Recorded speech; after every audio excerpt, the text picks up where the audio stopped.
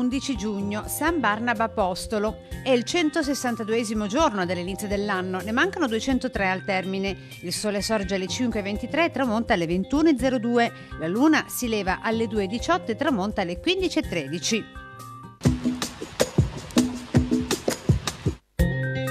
È definitivamente approvata la regolamentazione dei fiumi Piave, Marzenego, Dese, Sile, Zero e Meolo, delegando i rettori di Padova e Treviso di censire i proprietari ai quali far pagare i contributi di miglioria.